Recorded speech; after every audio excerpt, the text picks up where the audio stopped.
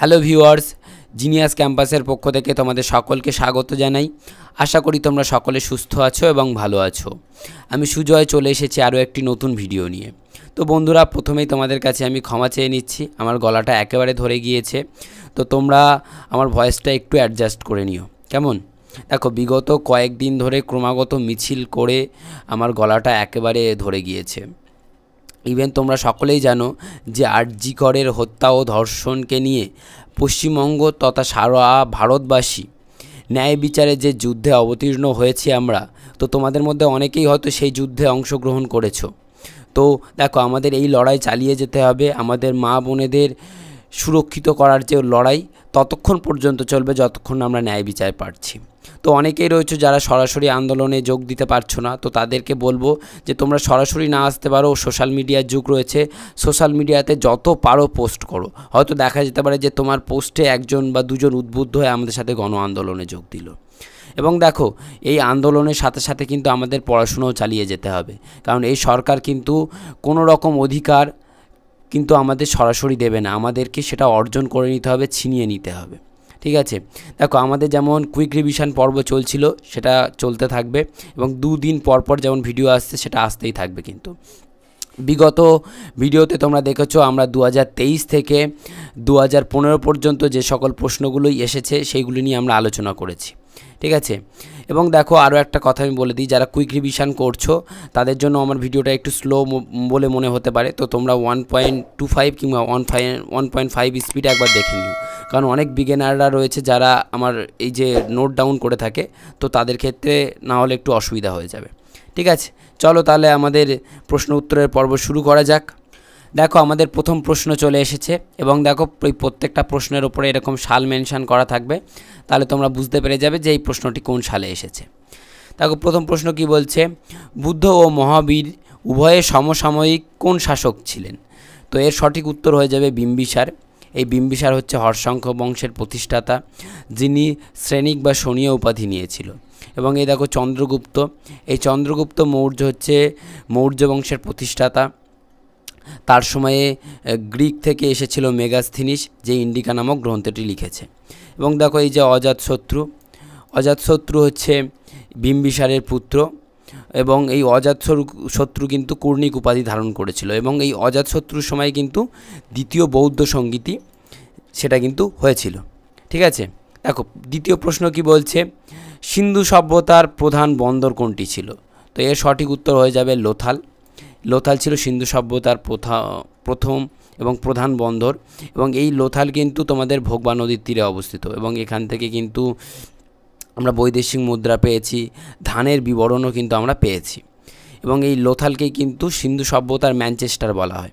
ভারতের ম্যানচেস্টার কাকে বলা হয় যদি কারো জানা থাকে তাহলে অবশ্যই তোমরা কমেন্টে একবার জানিয়ে দাও।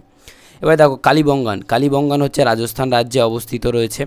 চানহুদ্র, এই চানহুদ্র কিন্তু বর্তমানে পাকিস্তানে অবস্থিত। এই চানহুদ্র থেকে কিন্তু কি পাওয়া গিয়েছে, মহিলার সম্পর্কিত যে সকল জিনিস, মানে মেকআপ, আইলাইনার, এগুলো কিন্তু পাওয়া গিয়েছে।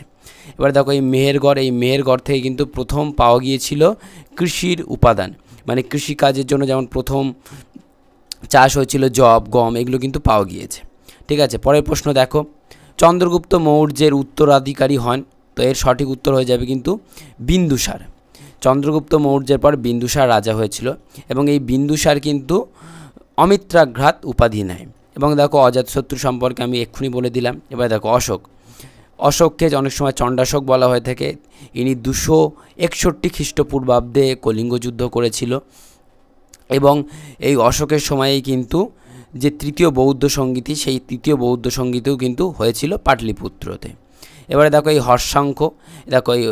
হর্ষাঙ্ক বংশের প্রতিষ্ঠাতা হয়ে যাবে কিন্তু বিম্বিসার।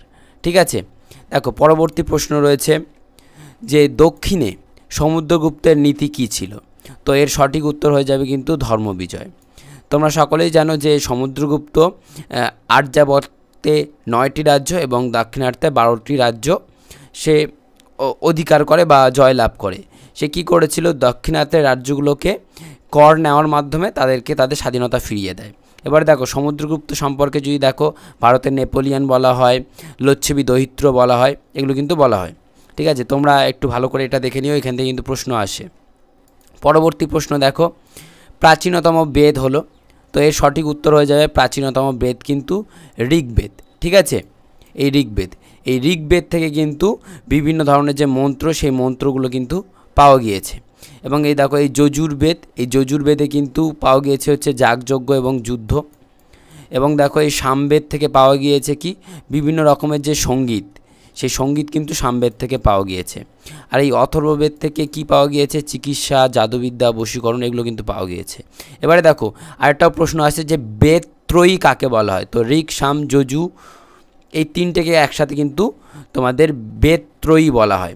ঠিক আছে, পরবর্তী প্রশ্ন দেখো যে শশাঙ্ক কোন বংশের রাজা ছিলেন। তো এর সঠিক উত্তর হয়ে যাবে গৌড়। শশাঙ্ক ছিল গৌড়ের রাজা এবং এই শশাঙ্কের রাজধানী ছিল কিন্তু কর্ণসুবর্ণ। এবার দেখো পাল বংশের প্রতিষ্ঠাতা হচ্ছে গোপাল। এবং যদি শেষ শাসক দেখো, শেষ শাসক হয়ে যাবে কিন্তু মদন পাল। এবার সেন বংশ যদি দেখো, সেন বংশের প্রতিষ্ঠাতা হচ্ছে সামন্ত সেন এবং শেষ শাসক হয়ে যাবে কিন্তু লক্ষণ সেন। ঠিক আছে, দেখো পরবর্তী প্রশ্ন বলেছে যে আলেকজান্ডার কোন নদীর তীরে পুরুর বিরুদ্ধে যুদ্ধ করেছিল। তো এর সঠিক উত্তর হয়ে যাবে কিন্তু ঝিলাম নদীর তীরে আলেকজান্ডারের সাথে কিন্তু পুরুর যুদ্ধ হয়। এবারে দেখো এই যে ঝিলাম নদীকে কিন্তু গ্রিক ভাষায় হিদিসপাস বা হাইডাসপিস বলা হয়, ওই জন্য কিন্তু হিদিসপাস বা হাইডাসপিসের যুদ্ধ বলা হয় আলেকজান্ডার আর পুরুর যুদ্ধটা। এটা কিন্তু হয়েছিল 326 খ্রিস্টপূর্বাব্দে। এবার তোমরা যদি আলেকজান্ডার সম্পর্কে দেখো, আলেকজান্ডার গ্রিক ম্যাসিডোনিয়ার রাজা ছিল। তার পিতার নাম ছিল ফিলিপ এবং তার স্ত্রীর নাম ছিল রেক্সোনা। ঘোড়ার নাম ছিল হচ্ছে বুকেফেরাল। তার দুটো সেনাপতি ছিল, জল সেনাপতি হচ্ছে নিয়ারকাস নিকেটার, এবার স্থল সেনাপতি হচ্ছে সেলুকাস নিকেটার। এই সেলুকাসই কিন্তু পরবর্তীতে চন্দ্রগুপ্ত মৌর্যেরকে আক্রমণ করবে এবং পরাজিত হবে এবং তার মেয়ের সাথে কিন্তু পরবর্তীতে বিয়ে হয়ে যাবে।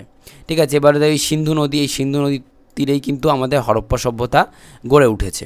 ঠিক আছে, পরবর্তী প্রশ্ন দেখো যে ইন্ডিকা গ্রন্থের রচয়িতাকে।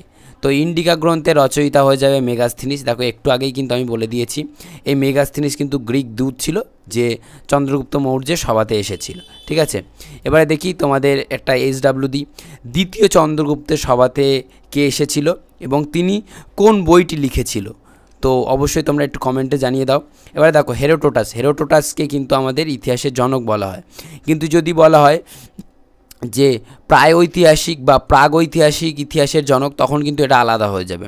দেখো প্রাগৈতিহাসিক ইতিহাসের জনক হচ্ছে জন ব্রুসফুট এবং প্রাগৈতিহাসিক ইতিহাসের জনক কিন্তু জন মার্শাল। ঠিক আছে, এবারে দেখো এই মার্কোপোলো ইতালি থেকে চীনে এসেছিল। ঠিক আছে, একজন বিদেশি পর্যটক হিসাবে। পরবর্তী প্রশ্ন দেখো তক্ষশিলা বিখ্যাত ছিল। তো তক্ষশিলা বিখ্যাত ছিল গান্ধার শিল্পকলার জন্য। এবং যদি এই গান্ধার শিল্পকলা দেখো, এই গান্ধার শিল্পকলা হচ্ছে ভারতীয়, গ্রিক এবং রোমান এই তিনটে শিল্পকলার মিশ্রণ হচ্ছে এই গান্ধার শিল্পকলা। এই শিল্পকলাতে কিন্তু মূর্তি নির্মাণ করা হতো এবং এই শিল্পকলার উদ্ভব হচ্ছে কুষাণ যুগে। এবং এই যে গান্ধার শিল্পকলা কিন্তু মূলত দেখা যেত ভারতের উত্তর এবং পশ্চিম ভারতের দিকটাতে দেখা গিয়েছে। এবং এখানে কিন্তু অধিকাংশ 95% গৌতম বুদ্ধের মূর্তি নির্মাণ হয়েছে। এবং এই গান্ধার শিল্পকলাতে কিন্তু কালো এবং ধূসর রঙের পাথর, সেই ধূসর রঙের পাথরই কিন্তু ব্যবহার হতো। ঠিক আছে, এছাড়াও দেখো মথুরা শিল্পকলা রয়েছে, যেটা এই মৌর্য শিল্পকলার সাথেই রিলেটেড রয়েছে। এটাও কিন্তু একটি মূর্তি নির্মাণ শিল্পকলা যেখানে লাল পাথরের ব্যবহার হতো। ঠিক আছে, এবারে দেখো এই যে দ্রাবিড় শিল্পকলা, এই দ্রাবিড় শিল্পকলা কিন্তু ছিল দক্ষিণ ভারতে এবং এটি কিন্তু একটি মন্দির নির্মাণ শিল্পকলা, মূর্তি নির্মাণ নয়, মন্দির নির্মাণ শিল্পকলা। এটা মূলত দক্ষিণ ভারতে দেখা গিয়েছে এবং এখানে কিন্তু সিঁড়ির ধাপের আকারে মন্দিরগুলো থাকতো। এই ছিল আজকের প্রশ্ন উত্তরের পর্ব। কেমন হয়েছে তোমরা অবশ্যই কমেন্টে জানিয়ে দিও। যদি ভালো লেগে থাকে তাহলে অবশ্যই একটি লাইক করো এবং যদি হেল্পফুল মনে হয় বন্ধুদের সাথে শেয়ার করো। দেখা হচ্ছে পরবর্তী নতুন ভিডিওতে। ততক্ষণ পর্যন্ত তোমরা সুস্থ থেকো, ভালো থেকো এবং মোটিভেটেড থেকো এবং আমাদের যে আন্দোলন, আমাদের যে যুদ্ধ, সেই যুদ্ধকে অবশ্যই এগিয়ে নিয়ে যেতে সাহায্য করো। সকলকে সম্পূর্ণ ভিডিওটি দেখার জন্য অসংখ্য ধন্যবাদ।